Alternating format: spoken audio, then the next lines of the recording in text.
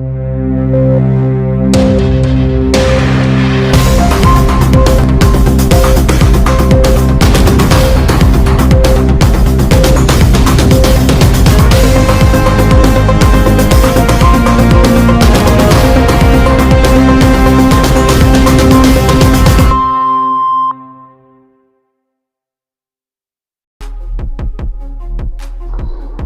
ನಮಸ್ಕಾರ, ಹೇಗಿದ್ದೀರಾ? ಎಲ್ಲರೂ ಆರಾಮಾಗಿದ್ದೀರಾ? ಯಾರಾದರೂ ಮೊದಲನೇ ಬಾರಿ ನಮ್ಮ ಚಾನಲ್ ಬಂದಿದ್ದರೆ ಈಗಲೇ ಸಬ್ಸ್ಕ್ರೈಬ್ ಮಾಡ್ಕೊಳ್ಳಿ, ಹಾಗೆ ಅಂತ ಬೆಲ್ಲಕ್ಕೇನೋ ಹೊತ್ತಿ ಅಂತ ಹೇಳ್ತಾ, ಸ್ನೇಹಿತರೆ ನಾನು ಪದೇ ಸುಮಾರು ವಿಡಿಯೋಗಳಲ್ಲಿ ಹೇಳಿದ್ದೀನಿ.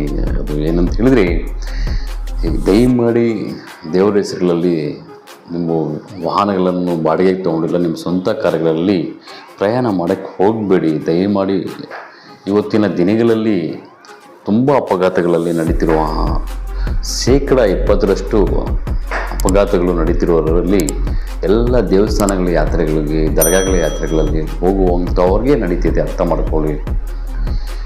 ಅದರಲ್ಲಿ ಜಾಸ್ತಿ ಪ್ರಾಣಗಳು ಹೋಗ್ತಿರೋದು ಹಣ ಇರೋರಿಗೆ. ನೋಡಿ, ಹಣ ಇರಲ್ಲ, ಮನೆಯಲ್ಲಿ ನಡೆಯೋಕ್ಕಷ್ಟೇ ಹಣ ಇರೋರು ಊರಾಚೆನೇ ಹೋಗಲ್ಲ. ಊರಲ್ಲಿ ಇರುವಂಥ ಯಾವುದೇ ದೇವಸ್ಥಾನಗಳಾಗ್ಬೋದು, ದರ್ಗಾಗಳಾಗ್ಬೋದು, ಮಸೀದಿಲಿ ಮಾತ್ರ ಹೋಗ್ತಿರ್ತಾರೆ. ಸ್ವಲ್ಪ ಹಣ ಜಾಸ್ತಿ ಬಂದರೆ ಸಾಕು, ಸುಮ್ಮನೆ ಇರಲ್ಲ. ಹಣ ಇದೆ ಬಿಡು ಅಂಥೇಳಿ ಕಾರ್ ತೆಗೆಯೋದು, ಡೀಸೆಲ್ ಹಾಕ್ಕೊಂಡು ಖರ್ಚು ಮಾಡ್ಕೊಂಡು 1000 ರೂಪಾಯಿ ಖರ್ಚು ಮಾಡ್ಕೊಂಡು ಹೋಗೋದು, ಇಲ್ಲ ಕಾರ್ ಇಲ್ಲ ಅಂದರೆ ಬಾಡಿಗೆ ಕಾರ್ ತೊಗೊಳ್ಳೋದು, ಹೋಗೋದು, ಪ್ರಾಣಗಳು ಎಲ್ಲ ಕಲ್ಕೊತಿದ್ದಾರೆ. ಇವೆಲ್ಲ ನೋಡಿದರೆ ಒಂದು ಮನಸ್ಸು ನೋವುಪಡುವಂತಹ ಸಂದೇಶಗಳು ಇವೆಲ್ಲ, ಅರ್ಥ ಮಾಡ್ಕೊಳ್ಳಿ. ನೋಡಿ, ಇವತ್ತು ಚಿಕ್ಕಬಳ್ಳಾಪುರ ಬೆಂಗಳೂರು ಟು ಹೈದ್ರಾಬಾದ್ ಹೆದ್ದಾರಿಯಲ್ಲಿ ಒಂದು ಚಿಕ್ಕಬಳ್ಳಾಪುರದಿಂದ ಮುಂದೆ ಒಂದು ಸೋಪ್ ಫ್ಯಾಕ್ಟ್ರಿ ಇದೆ. ಅದರ ಎದುರುಗಡೆ ಒಂದು ಟಾಟಾ ಸುಮೋನ ಒಂದು ದೊಡ್ಡ ಅಪಘಾತ ನಡೆದಿದೆ. ಆ ಅಪಘಾತ ತುಂಬ ಭಯಂಕರವಾಗಿ ನಡೆದಿದೆ. ಅದು ಏನಂತ ಹೇಳಿದ್ರೆ, ಕೋಲಾರ ಮೂಲದ ಇವರು 5 ಜನ ಹೊರಟಿ ಪೆನ್ಗೊಳ ದರ್ಗಕ್ಕೆ ಹೋಗ್ತಿರ್ತಾರೆ. ಒಂದು ವಾಹನ ಬಾಡಿಗೆಗೆ ತೊಗೊಂಡು, ಟಾಟಾ ಸುಮೋ ವಾಹನ ಬಾಡಿಗೆಗೆ ತೊಗೊಂಡು ಕೋಲಾರದಿಂದ ಒಂದು ಪೆನ್ಗೊಳಕ್ಕೆ ಪ್ರಯಾಣ ಮಾಡ್ತಿರ್ತಾರೆ. ಆ ಸಂದರ್ಭದಲ್ಲಿ ಇದು ಬಾಡಿಗೆ ವಾಹನವಾಗಿರೋದ್ರಿಂದ ಡ್ರೈವರು ತುಂಬ ವೇಗವಾಗಿ ಚಲಾಯಿಸ್ತಾ ಇರ್ತಾನೆ.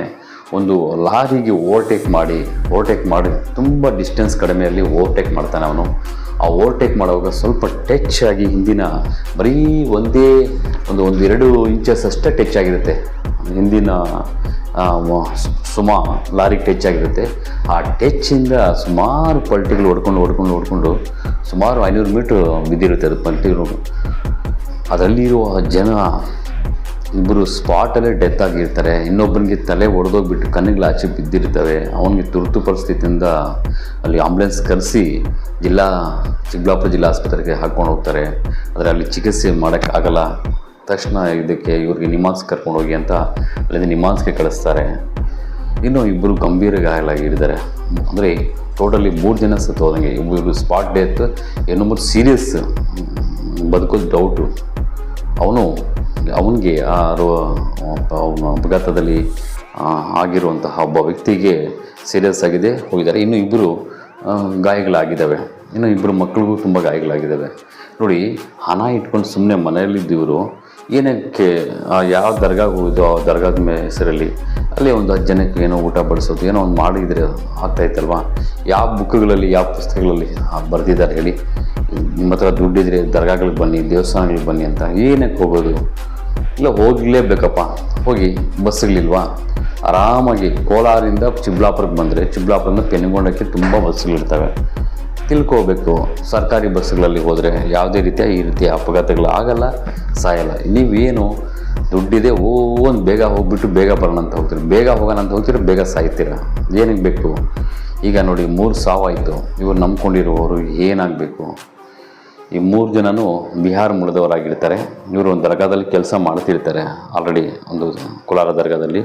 ಅಲ್ಲಿಂದ ಇವರು ಪೆನ್ಗೊಳ ದರ್ಗಕ್ಕೆ ಹೋಗಿ ಬರೋಣ ಇವತ್ತು ಭಾನುವಾರ ಅಂತ ಪ್ರಯಾಣ ಮಾಡಿರ್ತಾರೆ. ಆ ಪ್ರಯಾಣ ಮಾಡಿರೋ ಸಮಯ ಸರಿ ಇಲ್ವಾ ಏನೋ ಗೊತ್ತಿಲ್ಲ.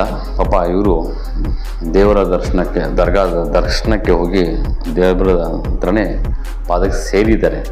ಇಂಥ ಘಟನೆಗಳನ್ನು ನೋಡಿದ್ರೂ ನೀವು ಕೆಲವರು ಹೋಗ್ತಿರ್ತೀರ, ಅದು ತುಂಬ ಬೇಸರ ಆಗುತ್ತೆ. ನಾವೊಬ್ಬರಿಗೆ ಉದಾಹರಣೆ ಯಾವುದಾದ್ರೂ ನೋಡಿದಾಗ ನಾವು ಬೇರೆಯವ್ರಿಗೆ ಉದಾಹರಣೆ ಆಗಬಾರ್ದಂದ್ರೆ ಬೇರೆಯವ್ರ ಉದಾಹರಣೆ ನೋಡಿಕೊಂಡು ನಾವು ಎಚ್ಚರವಾಗಿರಬೇಕು. ಅದು ನಾನು ಹೇಳೋದು ನಿಮಗೆ ಸಂದೇಶ. ಅರ್ಥ ಮಾಡ್ಕೊಳ್ಳಿ. ಯಾಕಂದರೆ ಪ್ರಾಣಿಗಳು ಹೋದರೂ ಸಿಗೋಕ್ಕೆ ಆಗ್ತಾವಲ್ಲ ನೋಡಿ. ಈ ಇಬ್ಬರು ಸ್ಪಾಟ್ ಡೆತ್ ಆಗಿರೋರು ಒಂಥರ, ಅರ್ಧಂಬರ್ಧ ಪ್ರಾಣಿಗಳು ಹೋಗಿ ಕೈ ಕಾಲುಗಳು ಡ್ಯಾಮೇಜ್ ಆಗಿ ಇರೋರು ಆಗಿದ್ದರೆ ಜೀವನ ಪೂರ್ತಿ ಅವರು ನರಕವನ್ನು ಅನುಭವಿಸ್ಬೇಕಲ್ವಾ. ಅದಕ್ಕೆ ಹೇಳೋದು, ಚೆನ್ನಾಗಿರುವಾಗ ಗಟ್ಟಿಮುಟ್ಟಾದಾಗ ಯೋಚನೆ ಮಾಡಿ. ಪ್ರತಿಯೊಬ್ಬರು ಪ್ರಾಣ ಹೋದರೆ ಯಾರಿಗೂ ಮತ್ತೆ ಬರಲ್ಲ. ತುಂಬ ಭಯಂಕರವಾದ ಅಪಘಾತ ಇದು.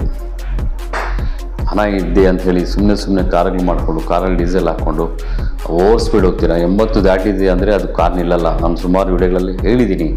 ದಯಮಾಡಿ ಇಂಥ ಕೆಲಸಗಳು ಮಾಡಿಬಿಡಿ.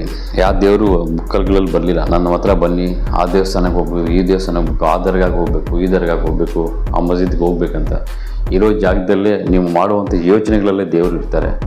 ನಿಮ್ಮ ಒಳ್ಳೆಯ ಆಲೋಚನೆಗಳಲ್ಲೇ ದೇವರು ಇರ್ತಾರೆ ಸುಮಾರು. ಯಾಕಂದರೆ ನಾನು ದೇವಸ್ಥಾನಗಳಿಗೆ ಹೋಗೋರಿಗೆ ನಾನು ಇಷ್ಟಪಡಲ್ಲ. ಬದಲಾಗಿ ಆ ದೇವರ ಹೆಸರಲ್ಲಿ ಅವ್ರ ಊರಲ್ಲಿ ಏನಾದರೂ ಜಾತ್ರೆ ಥರನೋ ದೇವರಿಗೆ ಹೆಸರಲ್ಲಿ ಊಟ ಬಡಿಸ್ತಾನೋ ಅದಕ್ಕೆ ಇಷ್ಟಪಡ್ತೀವಿ. ಸ್ನೇಹಿತರೆ, ಈ ಸುದ್ದಿಯನ್ನು ಪ್ರತಿಯೊಬ್ಬ ನಿಮ್ಮ ಸ್ನೇಹಿತರುಗಳು ಶೇರ್ ಮಾಡಿ. ಯಾರೆಲ್ಲ ಜಾಸ್ತಿ ಓಡಾಡ್ತಾರೆ ಅವ್ರಿಗೆ ಶೇರ್ ಮಾಡಿ, ಲೈಕ್ ಮಾಡಿ ಅಂತ. ನಮಸ್ಕಾರ, ಧನ್ಯವಾದಗಳು.